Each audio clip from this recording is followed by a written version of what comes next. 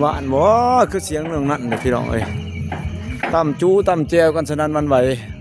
มาอยู่บ้านน้องเดิมค่ำมืดแล้วพี่น้องเอ้ยพุ่นอยู่เทิงบ้านน้องกันใกล้บ้านบ่าววงบ่าวเจ็บพุ่นพี่น้องเอ้ยมีงานบุญประจำปีเขาบ่าวเองกะ ว่าสิพาลูกพาหลานไปขี่สไลเดอร์พุ่นน่ะพี่น้องเอ้ยแต่ว่ามาแวะยามน้องเดิมก่อนน้องเดิมมาให้กำลังใจกันน้องเดิมก็อยู่คนเดียวก็เห็นใจอยู่พี่น้องเอ้ยตอนนี้บ่าวเจ็บก็กำลังมาเยี่ยมยามคือกันอัพคลิปอัดคลิปให้กับ FC พี่พ่อแม่พี่น้องที่คิดฮอดคิดถึงทั้งบ่าวเจ็บและก็น้องเดิมก็คือพี่น้องได้เห็นนั่นแหละพี่น้องเอ้ยทุกคนก็แวะเวียนมาเยี่ยมมายามกันเป็นกำลังใจสิเป็นบ่าวฝนเองบ่าวเจ็บเองบ่าววงเองก็มามีโอกาสก็มามีเวลาก็มาพี่น้องเอ้ยรู้ตัวน้องเพิ่นแท้ๆพี่น้องเอ้ยเป็นน้องสาวที่ดีบ่าวเองก็สิท้ายนี่แหละภาพบรรยากาศเบื้องหลังให้กับพี่กับน้องได้เบิ่งว่าเป็นจะได้มาจังได๋พี่น้องเอ้ยก็ให้น้องเพิ่นโดยสบายดีโดยบ่เห็นที่มันเดือมคักเนาะโอ้ยน้องเดิมก็สินี่แหละพี่น้องเอ้ยก็บ่เจ็บก็คำเลยก็มาเบิ่งมาหาเพิ่น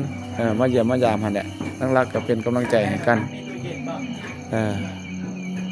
บ่เองก็สิถ่ายเบื้องหลังบ่เจ็บก็ต่อจากคลิปบ่เจ็บนั่นแหละพี่น้องเอ้ยบ่เจ็บเพิ่นก็จะถ่ายคลิป ของเดิมแต่ว่าเราเองก็จะอยู่เบื้องหลังอีกเพราะว่า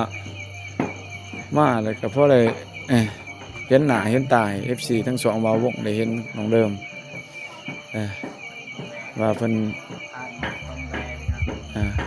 เป็นจังไดกัน มากายทั้งวันลิ่งก็ต้องมาแวน้องเพิ่นกายก็ว่าเป็นจังไดบ้านจังไดพี่น้องเอ้ยแสดงความเป็นห่วงกันน้องพวกกันอยู่คนเดียวแท้ๆพี่น้องเอ้ยนี่ จะสิเฮ็ดจังได๋นี่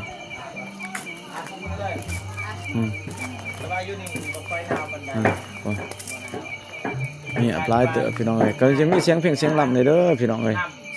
ตัวใดบ่จบบ่งามก็เสียงนึงมันก็ขอโทษขออภัย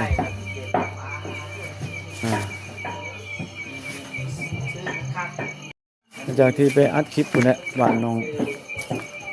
น้องไม้ก็เลย แวะทั้งพี่เด้อไหนวะเล็กซื้อบ่เล็กบ่ได้ซื้อเห็นมีคนมาหาน้องตอนเที่ยงแต่ว่าตอนบ่ายผมฟังบ่เจ็บถามน้องเริ่มว่าเป็นจังได๋พี่น้องเอ้ยโดยสวัสดีบ่เจ็บก็สิบ่ได้ยินเด้อมันไม่บ่มีก็สิมาถ่ายจ้าๆไม่บ่ได้โดยสบายดีเด้อพ่อแม่พี่น้องในเทศบุญทุกท่านสบายดี FC เบิร์ดพูดคอนเดอร์สบายดีโดย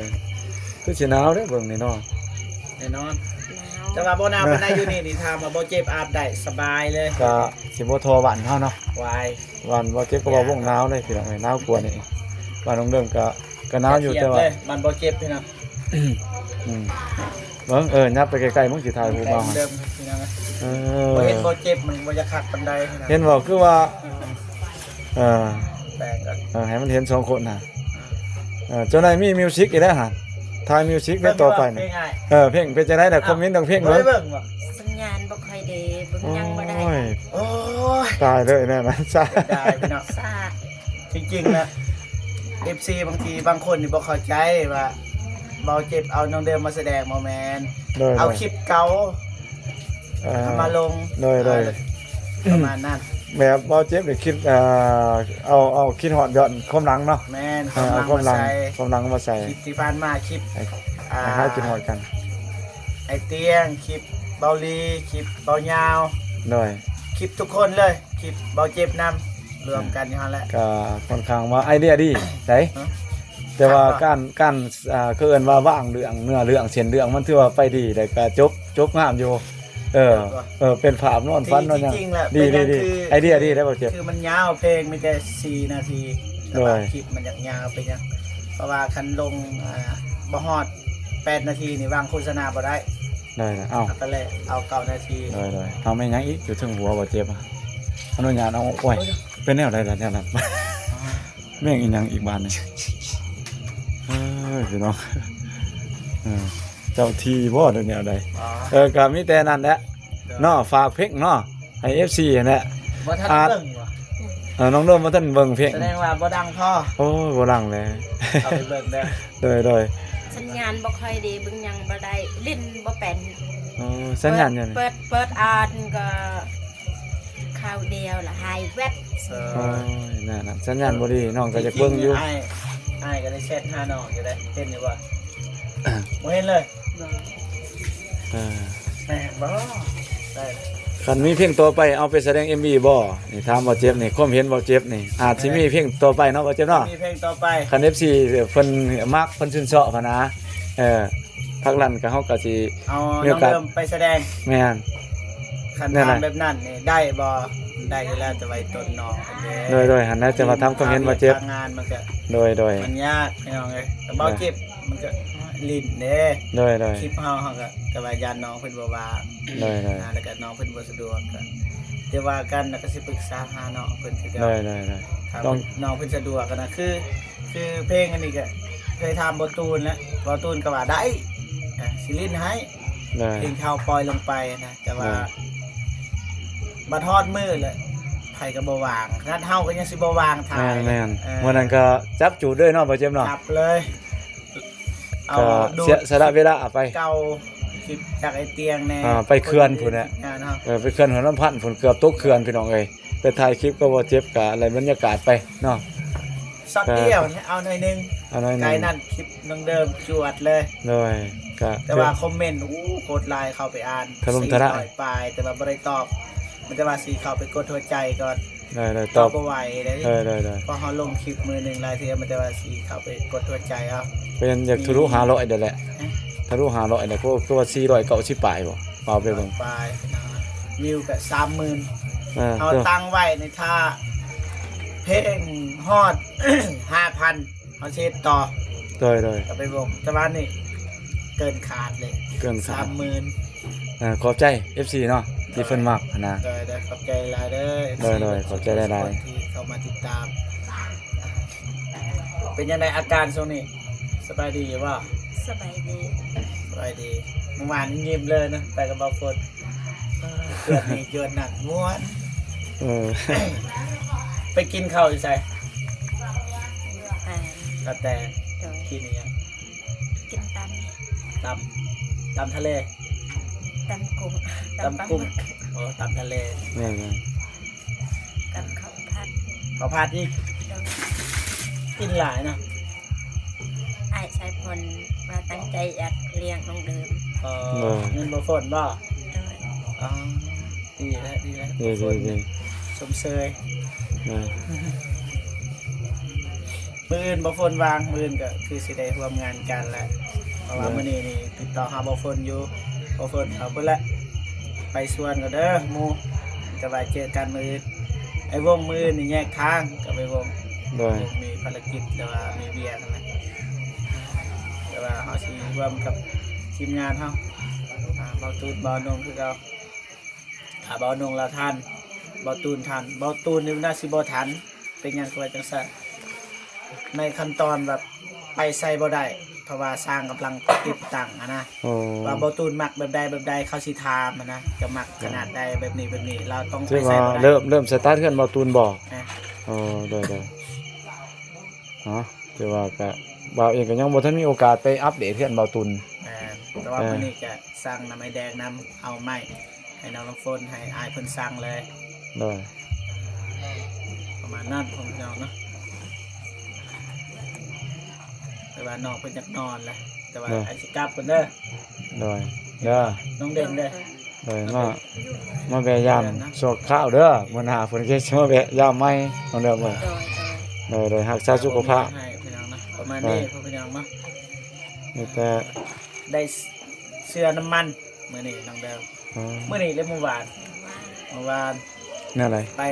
นี่แหละกูนี่แหละ โอ้เสือ กูเสือตัวเก่ามันขาดเลย โดยสาดย่างที่เป็นแบบสาดบ่ เป็นสามอย่าง ปูเบื่อปูวงเนาะบ่ เลย โดยอ้าวดีใจนับช่วงนี้น้องเริ่มก็ การเก่า หลายผู้หลายคนมาเยี่ยมมายามน้องเริ่มก็รู้สึกว่าเนาะมีความสดชื่นสดใสแน่ เด้อ สุขภาพจิตใจแน่ก็เลยแข็งแกร่งขึ้นมาแล้วก็ดีขึ้นมาสุขภาพเนาะร่างกายก็ดีขึ้นอ้าวดีอ้าวนี่แหละพี่น้องคิดฮอดคิดถึงก็น้องเริ่มเบาเจ็บก็ ว่าซองบ่เจ็บก็บ่ค่อยได้มาหาน้องเดิมนะ โดย แต่ว่ามื้อนี้ก็ทางผ่านจะเป็นให้เขามาหา ไปก็สิ ประมาณนี้ พยายามแวะเวียนมาเรื่อยๆเนาะคันเฮามีเวลาหั้นนะ จ้ะ คิดฮอดน้องเพิ่นหรือว่า FC คิดฮอดหรือว่าเฮามาแวะให้กำลังใจกันเนาะ มาเบิ่งมาแย่งกันหั่นแหละมาถามข่าวว่าเป็นจังได๋อยู่ดีมีแฮงบ่เนาะเจ็บเนาะกันสิพยายามมา แต่สิมาถาม อ่า ประมาณนี้เพราะว่าคันเฮาสิไปมาหาตลอดมันก็ เปียกทั้งเบิดได้เนาะมันก็มีเวียกมันมีเวียกทั้งอื่น ต้อง อีก มีเฮ็ดนะ น้อย ขึ้นมานะคันบ่มีเวียกเฮ็ดก็บ่จักสิ อีกอย่างหนึงบางเทื่อน้องเพิ่นก็จะไปเฮ็ดกิจกรรมอื่นอีก เวียหลาย คันสิมานั่งท่าตั้งแต่ทีม YouTube ก็บ่เป็นเนาะ เป็นต้องไปเฮ็ด ต้องไปเฮ็ดกิจกรรมเวียกงานของเพิ่นอีกก็มันก็สิรบกวนเพิ่นเกินไป บ่ได้ คันเพิ่นบางแน่ก็โอเคเนาะประสานโทรปรึกษาหารือกันได้เนาะ โดย โดยบ่สบายก็โทรหาทีมงานเบาวงก็ได้เบาเจ็บก็ได้เบาฝนก็ได้เฮาก็สิมาว่าบ่สบายดังนั้นนี่เฮาก็เอารถมารับไปห้องหมอเด้อประสานหาดาบาวเด้อโดย ประสานหาไอ้วง อ่า บ่เจ็บเนี่ยกันประสาน มา หาบ่เจ็บ ก็ บ่ ประ เจ็ สา บ น ก็สิโทรหาไอ้วงคือเก่า โด โทร ย หาบ่ฝนคือเก่าแต่น้องเพิ่นสะดวกทางใดถ้าบ่เจ็บก็สิหาบ่ฝนสิหาทางไอ้วง โดย ไปพอทีมงานบ่ตูนเยอะฟ้าวเบาดงฟ้าวบ่มีรถถ้ารถจักรถ้ามาไปได้คันจุอายเพิ่นบ่ว่างบ่ฝนบ่ว่างเอารถจักรไปได้ โดย คันน้องเพิ่นโทร โดย คันบ่โทรเฮาก็บ่ฮู้คืออ้ายนงแหละบ่ฮู้เด้อ้ายนงบ่สบาย อ๋อ เดี๋ยว โดย บัดบ่ตูนเว้าอ้ายนงบ่สบายโอ้ก็ฮู้ โดยก็ก็บ่ฮู้กันนั่นนี่บ่น้องบ่สบายก็มีแต่มีโอกาสก็ไปเยี่ยมยามกันเนาะแสดงความเป็นห่วงเป็นใยในทีมงานชายบุญทุกคนนั่นแหละไผเป็นจะได้ก็ไปเบิ่งเบาโกบ่สบายเขาก็ไปเบิ่งคือกันเบิ่งทุกคนเนาะ แม่น เป็นกับคนในครอบครัวเดียวกันง่ายๆเนาะผู้นั้นบ่สบายเขาก็ไปให้กำลังใจกันมีของฝากของตนนิดหน่อยก็ไปให้กันนะพี่น้องเอ้ยแน่น่ะ ต้องเบิ่งกันดูแล เบิ่งกัน ขนาดตอนบ่เจ็บบ่สบายสิขี่รถเจิดไปหาบ่เจ็บ เลยทั้งน้องเดิมเองแล้วก็เบาวงเองเบาฝนก็ไปเนาะ ไป หมุนเวียนกันไป บ่ฝน ไป ให้ หา ไป กัน ส่งพุ่นแหละ เลยคือพี่น้องเห็นในคลิปเนี่ยมันก็ช่วยเหลือกันตลอดก็จะ ฉะนั้นแล้วในเมื่อน้องเดิมบ่สบายแน่นอนบ่เจ็บตรงไปในนั้นได้มัน โดยนั่นมันเปลี่ยน ในนั้น อ้าวคือว่าอะไรห้อยยิบเนาะ โดย ไอ้ ไป พวก บัดนี้ผมพี่น้องบ่เจ็บก็สิจบคลิปก่อนเนาะยังไดก็ขอบคุญกับคุณนะผู้ใหญ่ใจบุญทุกท่านแล้วหรือว่า FC ทุกท่านเนาะที่ขาดบ่ได้ก็คือพวกแม่ๆหรือว่าทีมงานแม่แม่พิมพ์แม่เพนแม่เพียรแม่ติวแม่ลินแม่กัญญาวีนั่นนะที่เมตตาสงสารน้องเดิมเลยมาตลอดนะจะได้ขอให้แม่หรือว่า FC ผู้ใหญ่ที่บุญทุกท่านนะจงมีแต่ความสุขสุขภาพแข็งแรงขอให้มีมันขอยืนความเจ็บบ่ให้ได้ความขัดบ่ให้มีทางปรารถนาสิ่งใดขอให้ได้สิ่งนั้นนะไปใส่มาใส่ขอให้ไปหอดจนถึงเบิดสุขสุขพี่น้องนะสาธุ เลยสา โอ ธุ เคพอๆกันคลิปหน้าสำหรับคลิปนี้ลาไปก่อนพี่น้องนะสบายดีเด้อ เลย ไป บ๊ายบายเด้อน้องเดิมเบาเองก็ โดยเดินทาง สิจบคลิปไปก็ผ่านบรรยากาศนี่แหละน้องๆเพิ่นทั้งเบาเจ็บเบาบ่ค่อยสบาย น้องเดิม ได้ อยากให้น้องเพิ่นพักผ่อน แดดแก้ว เป็นการยันเพิ่นรบกวนมันก็อาการหนาวๆหน่อยเนาะให้เพิ่นได้พักผ่อนก็มีแต่ศิลาไปแบบง่ายๆเนาะน้องเดิมอ้าวจุดนี้ไม่แห้งน้องเดิมอ้าวโดยบ๊ายบายไปก่อนเด้อพี่น้องเอ้ยโดย